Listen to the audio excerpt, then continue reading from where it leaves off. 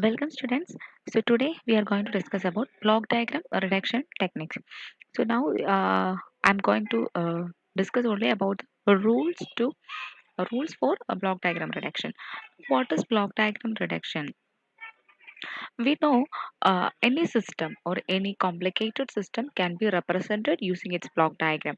So for a complicated system, its block diagram will also be complicated. In most of the cases, for analysis purpose, we need the transfer function of that system. So in that case, how will you determine the transfer function of a given complicated block diagram of a system?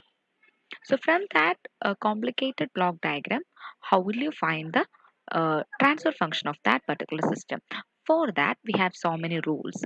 They are called block diagram reduction techniques or rules for block diagram reduction. So let us move to the first rule.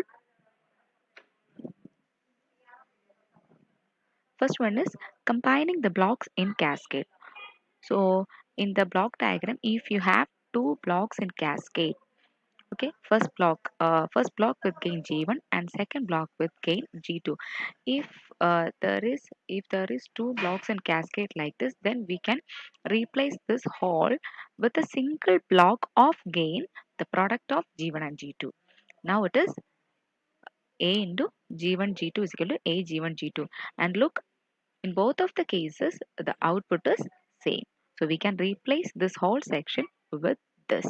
That means if we have two blocks in cascade, then we can replace those two blocks with a single block on the condition that the gain of the that particular block will be product of these g1 and g2.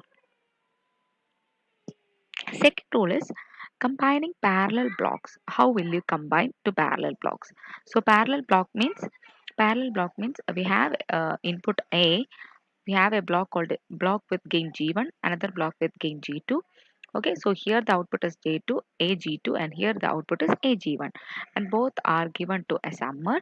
That means the output will become AG1 plus AG2 is equal to A into G1 plus G2. Now how will you replace this section? How will you combine these parallel blocks? In this case also it is very simple. We can replace this whole section with a single block where the gain of the block is sum or addition of these two gains g1 plus g2. So a into g1 plus g2, it is very simple. So in order to combine parallel block, you just add the gain of these two blocks, a into g1 plus g2. It's very simple. Third one is moving the branch point ahead of the block. It is a commonly used technique. Okay, moving the branch point ahead of the block.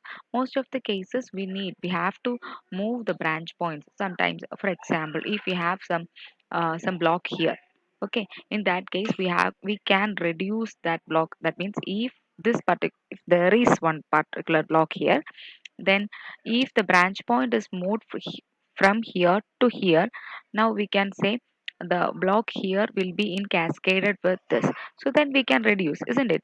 So in that cases, in likewise, we need to change this branch point from one point to other.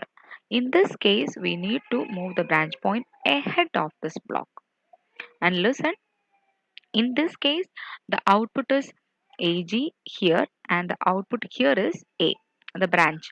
Okay, so when we move the branch point from here to here, what happens is the output of the G this particular block is AG itself, but here we are getting AG. Here we are getting AG, but we need A here. So what will we do? AG into we'll introduce another block with the reciprocal of that gain. Okay, that means in order to move this branch point from here to here, what we have to do is, in that case, you should introduce a block in this branch point with the gain reciprocal of this block. Okay, so when we move a branch point from here to here, what we should do is, in that case, you should introduce a block here with the gain is equal to reciprocal of this. Okay, so listen. So when we are moving a branch point from here to here, we are introducing a new block with a gain 1 by g. So this is moving the branch point ahead of the block. Next is moving the branch point before the block. So here we have to move this branch point before the block. Okay, in that case, what we are doing is, in that case also we have to introduce a block, but the gain this time is G itself. So here output is AG and here also AG. Now what happens? Here also AG, here also AG. So in this case, you introduce a block with the same gain as that of this particular block. Okay, so when we do more problems, you will be more familiar with these rules. Next rule is moving the summing point ahead of the block. So in this case, we are having a summing point before this block. Now how can we remove, or sorry, how can we move the summing point from here to here? So here it is a plus b into g. So when we move this summing point from here to here, here we'll have ag. Okay, the input is b. So in that case, b into g. So ag plus bg is equal to a plus b into g. It's very simple. So when we are moving this summing point ahead of this block, you just introduce a block in the second branch with same gain as that of this block. Okay, in that case, it is these two are similar, and this summing point is moved after this block. Okay, next is moving the summing point before the block. So this summing point should be moved before this block. In this case, what we have done is, we should introduce a block here with the gain reciprocal of that of this G. Okay, so here it is A into G, here it is B, AG plus B. So anyway, at the output, we should get AG plus B. And here you look, when we are introducing a block at this branch with a gain 1 by G, what is happening? A plus B by G into G. So AG plus B. So we are getting same output. So in order to move the summing point before the block, what we have to do is, in this branch we have to introduce a block with a gain reciprocal as that of this block. So this is moving the summing point before the block. Next is interchanging summing point. This is very simple. We can just interchange the summing points. Here it is a plus b, and a plus b, it is another is it is added with minus c, isn't it? So a plus b minus c. We can just interchange b and c. So now it is a minus c plus b. So a minus c plus b is equal to a plus b minus c. It is very simple. You can just interchange the summing points. Next is splitting summing points. Splitting summing points is also very simple. A plus B minus C. You can just split it as A plus B minus C. You can split these terms.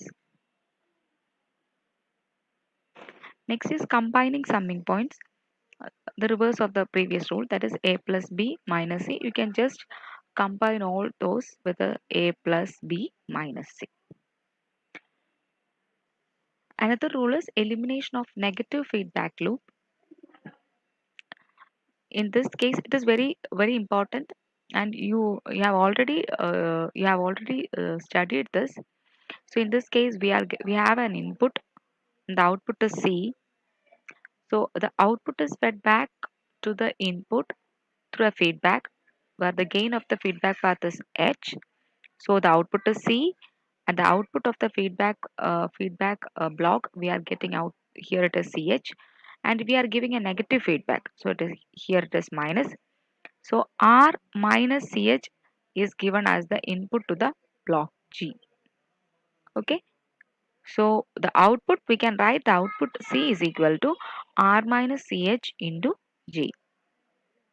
And we can write it as RG minus CHG. You can bring this CHG to this side. So it is C plus CHG. C plus CHG is equal to RG. You take C outside. So C into 1 plus HG is equal to RG. Now you take C by R. C is the output and R is the input. Okay, so the gain of this whole thing, the gain of this whole system, C by R is equal to G divided by 1 plus GH. So we can replace the whole negative feedback loop by G divided by 1 plus GH. Okay, G is the gain of the forward path and H is the gain of the feedback path. If, if so, this negative feedback loop can be replaced by G divided by 1 plus GH. And if in the case of positive feedback, but you can just substitute these expressions and you can find it that C by R will be equal to G divided by 1 minus GH. So you can just replace the positive feedback loop with G divided by 1 minus GH.